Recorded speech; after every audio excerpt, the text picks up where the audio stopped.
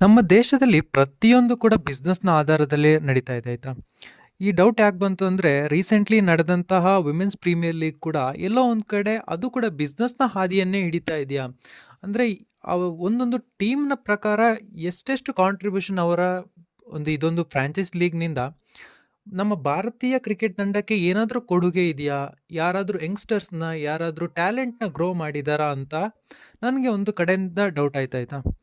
So ಅದಕ್ಕೋಸ್ಕರ ಈ ವಿಡಿಯೋದಲ್ಲಿ ಪ್ರತಿಯೊಂದು ಟೀಮ್‌ನಿಂದ ಏನೇನು ಕಾಂಟ್ರಿಬ್ಯೂಷನ್ ಇದೆ, ಅದರಿಂದ ಏನು ಯೂಸ್ ಆಗಿದೆ, ಸೊ ಅದರ ಬಗ್ಗೆ ಕಂಪ್ಲೀಟ್ಲಿ ಎಕ್ಸ್‌ಪ್ಲೈನ್ ಮಾಡ್ತೀನಿ. ನೀವಿನ್ನೂ ನಮ್ಮ ಚಾನೆಲ್‌ಗೆ ಸಬ್ಸ್ಕ್ರೈಬ್ ಮಾಡಿಲ್ಲ ಅಂದರೆ ದಯವಿಟ್ಟು ಸಬ್ಸ್ಕ್ರೈಬ್ ಮಾಡ್ಕೊಳ್ಳಿ. ನಾನು ಈ ವಿಡಿಯೋದಲ್ಲಿ ಬಂದು ಚಾಂಪಿಯನ್ಸ್ ಟೀಮ್ ಆದಂತಹ ರಾಯಲ್ ಚಾಲೆಂಜರ್ಸ್ ಬೆಂಗಳೂರಿನಿಂದ ಹಿಡಿದು ಪಾಯಿಂಟ್ಸ್ ಟೇಬಲ್‌ನಲ್ಲಿ ಕೊನೆಯ ಸ್ಥಾನ ಗಳಿಸಿದಂತಹ UP ವಾರಿಯರ್ಸ್‌ನವರೆಗೂ ಪ್ರತಿಯೊಂದು ಟೀಮ್‌ನಲ್ಲೂ ಏನೇನು ಯಂಗ್‌ಸ್ಟರ್ಸ್ ಬಂದರು, ಯಾರಿಗೆಲ್ಲ ಹೆಚ್ಚು ಟ್ಯಾಲೆಂಟ್ ಇತ್ತು ಅನ್ನೋದು ಈ ಲೀಗ್‌ನಿಂದ ಪ್ರೂವ್ ಆಯಿತು ಅನ್ನೋದನ್ನು ಕಂಪ್ಲೀಟ್ಲಿ ಹೇಳ್ತೀನಿ. ಸೊ ಮೊದಲಿಗೆ ಬರೋದಾದ್ರೆ ರಾಯಲ್ ಚಾಲೆಂಜರ್ಸ್ ಬೆಂಗಳೂರು ತಂಡದಲ್ಲಿ ಈ ಫೈನಲ್ನ ಏನು ಆಡಿದ್ರು, ಫೈನಲ್ನ ಬಂದು ಪ್ಲೇಯಿಂಗ್ 11 ಏನು ಆಡಿದ್ರು, ಸೊ 11 ಜನ ಕೂಡ ಇಂಟರ್ನ್ಯಾಷನಲ್ನ ರೆಪ್ರೆಸೆಂಟ್ ಮಾಡಿರೋರು. 4 ಜನ ಫಾರಿನರ್ಸ್ ಯಾರಿದ್ದಾರೆ ಅವರು ಕೂಡ ಅವರ ನ್ಯಾಷನಲ್ಸ್ಗೆ ಆಡಿದವರು.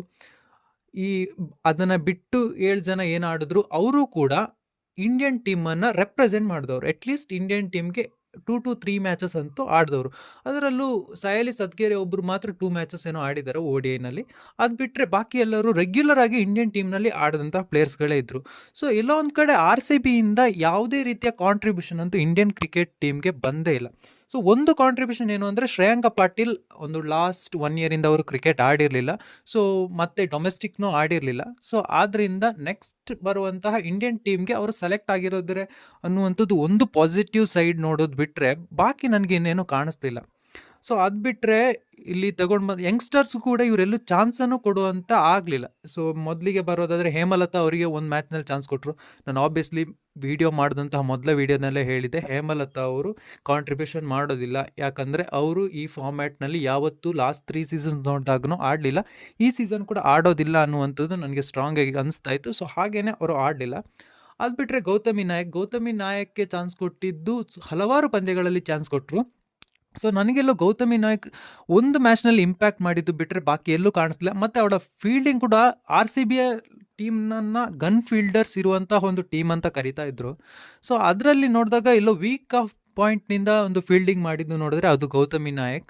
ಸೊ ಆದ್ದರಿಂದ ಇವರನ್ನ ಕೂಡ ಅಷ್ಟೇ ಒಂದು ಮ್ಯಾಚ್ ಕಾಂಟ್ರಿಬ್ಯೂಷನ್ ಬಿಟ್ಟರೆ ನನಗೆ ಹೆಚ್ಚು ಕಾಣಿಸ್ಲಿಲ್ಲ. ಮತ್ತು ಪ್ರೇಮ ರಾವತ್ ಎಲ್ಲೋ ಒಂದು ಕಡೆ ಎಕ್ಸಿಸ್ಟಿಂಗ್ ಟ್ಯಾಲೆಂಟ್ ಆಗಿ ಕಾಣಿಸಿದ್ರು ಕೂಡ ಅವರು ಕೂಡ ಒಂದು ಸ್ವಲ್ಪನೇ ಬಾಲ್ಸ್ ಫೇಸ್ ಮಾಡಿದ್ರು.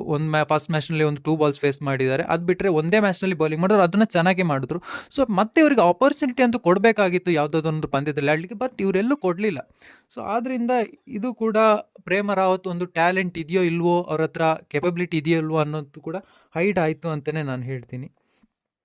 ಅದು ಬಿಟ್ಟರೆ ಬಾಕಿ ಇರುವಂಥ ಎಲ್ಲ ಜನರು ಕೂಡ ರೆಪ್ರೆಸೆಂಟ್ ಮಾಡಿದ್ರು ಆಲ್ರೆಡಿ. ಆದ್ದರಿಂದ ಒಂದು ಟೀಮ್ನಿಂದ ಶ್ರೇಯಾಂಕ ಪಾಟೀಲ್ ಒಬ್ಬರು ಮತ್ತೆ ಕಂಬ್ಯಾಕ್ ಮಾಡಿರೋದೊಂದೇ ಪಾಸಿಟಿವ್ ಸೈನ್ಸ್. ಅದು ಬಿಟ್ಟರೆ ನೆಕ್ಸ್ಟ್ ಬರುವಂತಹ ಡೆಲ್ಲಿ ಕ್ಯಾಪಿಟಲ್ಸ್. ಸೊ ಡೆಲ್ಲಿ ಕ್ಯಾಪಿಟಲ್ಸ್ನ ತಗೊಂಡಾಗ ಕೂಡ ಡೆಲ್ಲಿ ಕ್ಯಾಪಿಟಲ್ಸ್ನಲ್ಲೂ ಕೂಡ ಯಾರು ಕೂಡ ಡೊಮೆಸ್ಟಿಕ್ ಪ್ಲೇಯರ್ಸ್ ಏನು ಇರಲಿಲ್ಲ. ಆದರೆ ನಂದಿನಿ ಶರ್ಮಾ ಒಂದು ಮೊದಲ ಬಾರಿಗೆ ಅವರು ಡೆಬ್ಯೂಟ್ ಮಾಡಿದ್ರು. ಸೊ ಅವರಿಂದ ಒಂದು ಹೈಯೆಸ್ಟ್ 16 ವಿಕೆಟ್ಸ್ ತೆಗೆದಿದ್ದಾರೆ. ಇದು highest wicket taken by Indian. ಒಂದು 5 ಕೂಡ ತಗೊಂಡ್ರು, ಹ್ಯಾಟ್ರಿಕ್ ವಿಕೆಟ್ ಕೂಡ ತಗೊಂಡ್ರು. ಸೊ ಆದ್ದರಿಂದ ಇದು ಒಂದು ಕಡೆ ಎಲ್ಲೋ ಒಂದು ಕಡೆ ಡೆಲ್ಲಿಯಿಂದ ಒಂದು ಬೆಸ್ಟ್ ಬೆನಿಫಿಟ್ ಆಯಿತು. ಯಾಕಂದರೆ ಅಪ್ಕಮಿಂಗ್ ಡೇಸ್ನಲ್ಲಿ ನಂದಿನಿ ಶರ್ಮಾ ಇಂಡಿಯನ್ ಟೀಮ್ಗೆ ರೆಪ್ರೆಸೆಂಟ್ ಮಾಡುವಂಥ ಚಾನ್ಸಸ್ ಬಹಳ ಬಹಳ ಜಾಸ್ತಿ ಇದೆ. ಅದು ಬಿಟ್ಟರೆ ನಮಗೆ ಲೂಸಿ ಹ್ಯಾಮಿಲ್ಟನ್ ಅಂತ, ಸೊ ಅವರು ಕೂಡ ಆಸ್ಟ್ರೇಲಿಯಾನ ಬಿಗ್ ಬ್ಯಾಶ್ ಲೀಗ್ ಆಡಿದ್ರು ಕೂಡ ಅವರು ಆಸ್ಟ್ರೇಲಿಯನ್ ನ್ಯಾಷನಲ್ ಟೀಮನ್ನು ರೆಪ್ರೆಸೆಂಟ್ ಮಾಡಿರಲಿಲ್ಲ. ಬಹುಶಃ ಇನ್ನು ಮುಂದೆ ಅವರು ಇದೊಂದು ಲೀಗ್ನಲ್ಲಿ ನೋಡಿ ಬಹುಶಃ ಅವರು ಆಸ್ಟ್ರೇಲಿಯಾ ಟೀಮ್ಗೆ ರೆಪ್ರೆಸೆಂಟ್ ಮಾಡುವಂತಹ ಸಾಧ್ಯತೆ ಇದೆ. ಅದು ಬಿಟ್ಟರೆ ನಿಕ್ಕಿ ಪ್ರಸಾದ್ ಸ್ವಲ್ಪ ODI ಫಾರ್ಮ್ಯಾಟ್ನಲ್ಲಿ ಆಡುವಂಥ ಕೆಪಬಲ್ ಇರುವ ಪ್ಲೇಯರ್ ಅಂತ ನನಗನ್ನಿಸ್ತು ಡೌನ್ ದ ಆರ್ಡರ್. ಸೊ ಯಾಕಂದರೆ ಅವ್ರಿಗೆ ಸ್ವಲ್ಪ ಪವರ್ ಹಿಟ್ಟಿಂಗ್ ಅಷ್ಟಾಗಿ ಇಲ್ಲದಿದ್ರು ಸ್ವಲ್ಪ ಕ್ಲಾಸಿಕ್ ಶಾಟ್ಸ್ಗಳನ್ನು ಅವರು ಚೆನ್ನಾಗಿ ಆಡೋದ್ರಿಂದ ಬಹುಶಃ ಇದು 3 ಟ್ಯಾಲೆಂಟ್ಗಳನ್ನು ಡೆಲ್ಲಿ ಕ್ಯಾಪಿಟಲ್ಸಿಂದ ಇಂಡಿಯನ್ ಟೀಮ್ಗೆ ಅಪ್ಕಮಿಂಗ್ ಡೇಸ್ ಇಂಡಿಯನ್ ಟೀಮ್ಗೆ 2 ಕೊಡ್ಬೋದು. ಯಾರಂದರೆ ಅದು ನಿಕ್ಕಿ ಪ್ರಸಾದ್ ಮತ್ತು ನಂದಿನಿ ಶರ್ಮಾ. ಅದು ಬಿಟ್ಟರೆ ಲೂಸಿ ಹ್ಯಾಮಿಲ್ಟನ್ ಆಸ್ಟ್ರೇಲಿಯಾ ಟೀಮ್ಗೆ ರೆಪ್ರೆಸೆಂಟ್ ಮಾಡುವಂಥ ಸಾಧ್ಯತೆ ಇದೆ. ನೆಕ್ಸ್ಟ್ ಬರೋದಾದರೆ ಪಾಯಿಂಟ್ಸ್ ಟೇಬಲ್ನಲ್ಲಿ ಥರ್ಡ್ ಪ್ಲೇಸ್ನಲ್ಲಿದ್ದಂತಹ ಗುಜರಾತ್ ಜೈನ್ಸ್. ನನಗೆ ಗುಜರಾತ್ ಜೈನ್ಸ್ ಕೂಡ ಅವ್ರು ಹೇಳ್ತಾ ಇದ್ರು ಆಕ್ಷನ್ ಚೆನ್ನಾಗಿದೆ, ಆಕ್ಷನ್ ಚೆನ್ನಾಗಿದೆ. ಬಹುಶಃ ಆಕ್ಷನ್ ಅವ್ರಿಗೆ ಚೆನ್ನಾಗೇ ಆಗಿತ್ತು. ಎಲ್ಲೊಂದು ಕಡೆ ಹಲವಾರು ಲಕ್ ಕೂಡ ಅವ್ರ ಕಡೆ ಇದ್ರು, ಅದನ್ನ ಕರೆಕ್ಟಾಗಿ ಅವರು ಬಳಸ್ಕೊಳ್ಳಿಲ್ಲ ಲಕ್ಗಳನ್ನು. ಸೊ ಇವರ ಕಡೆಯಿಂದ ಬರೋದಾದ್ರೆ ಇವರು ಕೂಡ ಅನುಷ್ಕಾ ಶರ್ಮಾ ಅನ್ನುವಂಥ ಒಂದು ಯಂಗ್ಸ್ಟರ್ ಇವರ ಟೀಮ್ಗೆ ಒನ್ ಡೌನಲ್ಲಿ ಬಂದರು. ಸೊ ಅವರು ಒಂದು ಒಳ್ಳೆ ಟ್ಯಾಲೆಂಟನ್ನು ಪ್ರೂವ್ ಮಾಡಿದ್ದಾರೆ. ಸೊ ಅವರಿಗೆ ಸಿಕ್ಕಿದಂಥ ಚಾನ್ಸನ್ನು ಪ್ರೂವ್ ಮಾಡ್ಕೊಂಡಿದ್ದಾರೆ. ಬಟ್ ಇದಾದ ಬಿಟ್ಟರೆ ಕನ್ನಿಕಾ ಹುಜಾ ಅವರೆಲ್ಲ ಆಲ್ರೆಡಿ ಆಡಿದ್ರು, RCBನಲ್ಲಿ 2 ಸೀಸನ್ಸ್ ಆಡಿದ್ರು. ಬಟ್ ಅವ್ರಿಗೆ ಮತ್ತೆ ಇವ್ರು ಚಾನ್ಸ್ ಕೊಟ್ಟರು, ತುಂಬ ಟೈಮ್ ಇವರಿಗೆ ಪ್ಲೇಯಿಂಗ್ 11ನಲ್ಲೂ ಚಾನ್ಸ್ ಕೊಟ್ಟರು. ಇವರೆಲ್ಲೂ ಅಗೇನ್ ಪ್ರೂವ್ ಮಾಡ್ಕೊಳ್ಳೋಕ್ಕಾಗಿಲ್ಲ. ಬಹುಶಃ ಇವರು ಇಂಡಿಯನ್ ಟೀಮ್ಗೆ ನನಗೆ ಈ ಇಯರ್ ಅವರು ಬರುವಂಥದ್ದು ನನಗೆ ಡೌಟಾಗಿ ಕಾಣಿಸ್ತಾ ಇದೆ.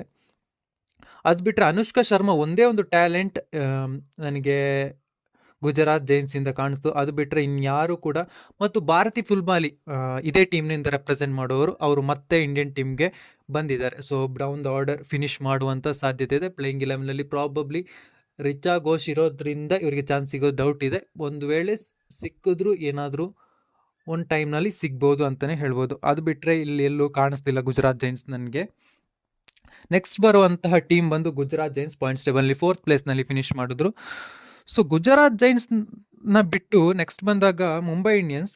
ಸೊ ಅಲ್ಲಿ ಪ್ರತಿ 4 ಸೀಸನ್ಸಿಂದ ನೋಡ್ತಾನೆ ಅವರು ಒಂದೇ ಒಂದು ಪ್ರಾಬ್ಲಮ್ ಮಾಡ್ತಾರೆ. ಇವ್ರು ಮೇನ್ಲಿ ಯಾಕೆ ಈ ಥರ ಮಾಡ್ತಾರೆ, ಯಾವುದೇ ರೀತಿಯ ಯಂಗ್ಸ್ಟರ್ಗಳಿಗೆ ಇವರ ಟೀಮ್ನಲ್ಲಿ ಚಾನ್ಸಸ್ಸೇ ಇಲ್ಲ. ಸೊ ಇವರು ಕೋರ್ ಟೀಮನ್ನು ಬಳಸ್ಕೊಳ್ತಾರೆ, ಕೋರ್ ಟೀಮ್ ಉಳಿಸ್ಕೋತಾರೆ ಅಂತ ಹೇಳ್ತಾರೆ.